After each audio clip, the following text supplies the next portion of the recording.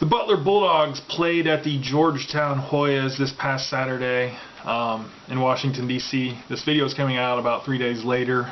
Just now getting to have the time to do this video and post it on YouTube. But Butler defeated the hard-fought Georgetown Hoyas 85-76 in overtime. Georgetown, this was a tougher game than I think a lot of people realized. A lot of people were looking at records and seeing Georgetown was 8-7 going into this game and 0-3 in the Big East. But Georgetown was a desperate team, and they've got a coach that's taken this team to a Final Four before. Not necessarily the players on this team, but Georgetown itself has gone to a Final Four with John Thompson III as the head coach. So he has the big game experience. He has been able to take a team pretty far.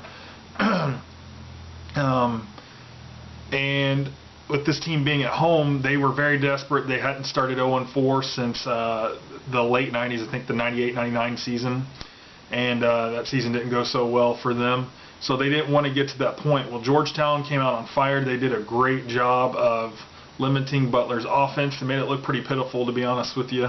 Made scoring opportunities really difficult. Definitely made life hard for Keelan Martin. Of course, Keelan didn't help himself with some of the shots that he forced in this game.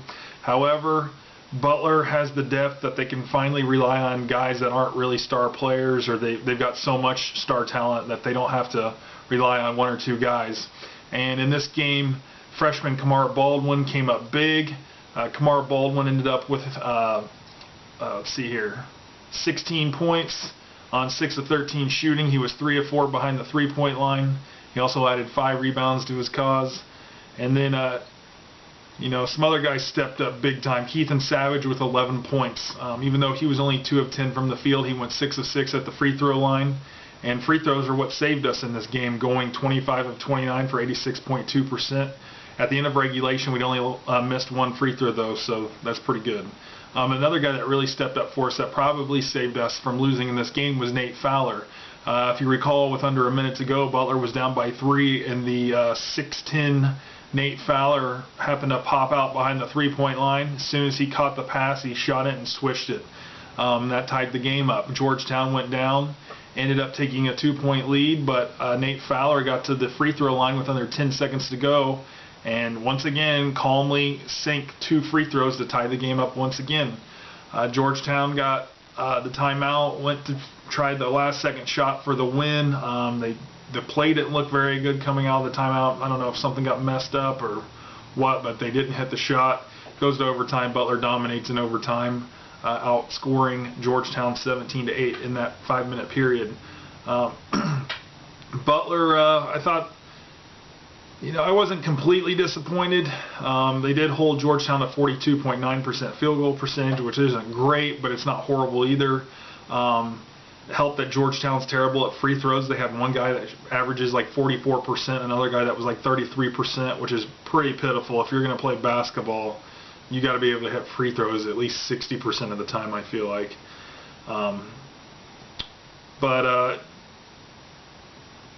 Butler actually won the rebounding battle in this game against a pretty decently sized Georgetown team, 42-36.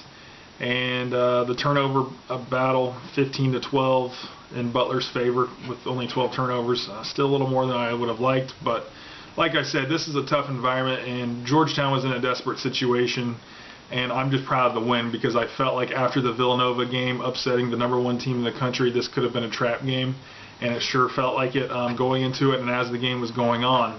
And it kind of looked like things were about to go that way where Georgetown was going to win the game, but got some luck on our side. Nate Fowler hitting some big shots, and it kept us in it. So hopefully, as we go into this week now, we are ranked number 12 in the country, jumped up 6 spots in the AP poll, and we are going to play at Creighton tomorrow night, Wednesday night, in Omaha, Nebraska. Creighton, the number 8 team in the country, and this is their highest ranking they've ever had. Anybody that's ever played at Creighton before knows how difficult a place that is to play. They have about 18,000 seats in there, and it's sold out almost all the time. So terrific fan base and a terrific coach and a terrific team with all this talent that they've got. And so this isn't going to be easy. We're 4-0 against ranked teams, but I feel like this very well could be our toughest battle of the year with playing this good of a team on the road. and this might be our first ranked loss of the season. I'm kind of leaning that way. Hopefully not. I do think Butler can win, but this is not going to be easy by any means. This is probably, like I said, our toughest game of the year.